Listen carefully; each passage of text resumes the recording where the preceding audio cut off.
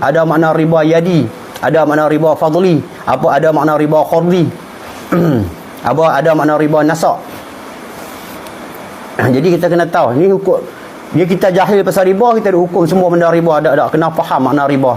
Lepas tu kita ngaji bab munakahat, robok munakahat. Kena tahu nikah lagu mana, cerai lagu mana, talak raj'i lagu mana, talak raj'i dah berapa, li'an lagu mana, khuluq lagu mana. Lepas tu muhalil lagu mana, Cina buta lagu mana. Macam tu tuan-tuan. Dan banyak lagi lah tuan-tuan. Kan? Di samping tu kita ngaji pula kitab tasawuf. Tuan-tuan dah. Tasawuf nak jaga kita. Berapa anggota yang nak jaga kita ni? Sebab bila kita ngaji ilmu tasawuf ni tuan-tuan, sebab anggota kita 2 biji mata, 2 telinga, mulut kita, tangan kita, 2 tangan kita, 2 kaki kita, kemaluan kita, farad kita.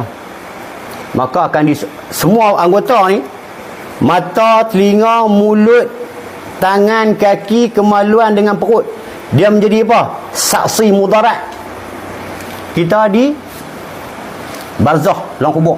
Bila kita mati esok ni, Tuhan zip mulut kita, jadi anggota kita ni akan jadi saksi. Dia sebut apa dalam kitab tasawuf? Jika kamu tak ngaji ilmu tasawuf, segala anggota kamu akan jadi saksi mudarat pada kamu. Dia akan dakwa kamu. Di dunia ni lepas lah tuan-tuan. Orang tak nampak. Nanti kita mati ni, anggota kita jadi saksi kita. Nak lepas macam mana tuan? Sebab tu kena ngaji ilmu tasawuf. Yang tu tuan-tuan.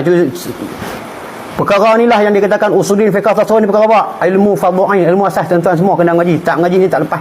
Sebelum kita balik berjumpa Tuhan dengan makna kita mati, kita kena ngaji ilmu ni tuan-tuan. Sebab kita ikutlah hadis Nabi. Qala Nabi SAW, talabul ilmi fardhul ala kulli muslimi wal muslimat. Menuntut ilmu tu wajib dalam lelaki dan perempuan yang beragama Islam. Dan bila nak mengaji lah tuan-tuan, kena ada guru.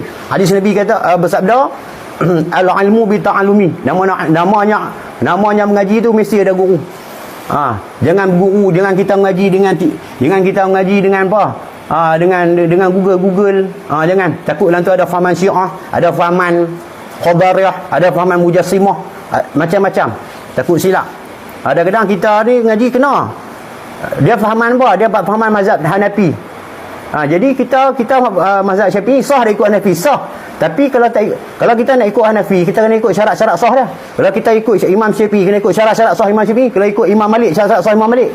Contoh ada ni, wuduk Imam Syafi'i, semayang ikut Imam Hanafi, tak kena. Contoh yang sini silap tuan-tuan.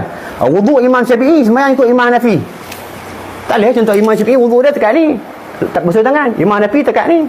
Imam Syafi'i basuh kepala sikit, Imam Hanafi basuh ke semua. Maka kita ambil wuduk Imam Syafi'i, nak semayang Imam Hanafi, tak sah. Tu kena tahu tuan-tuan, khilaf banyak. Jadi tuan-tuan, pada malam ni secara ringkasnya itulah cara sesi, macam nak sebut sesi pengenalan kita lah tuan-tuan.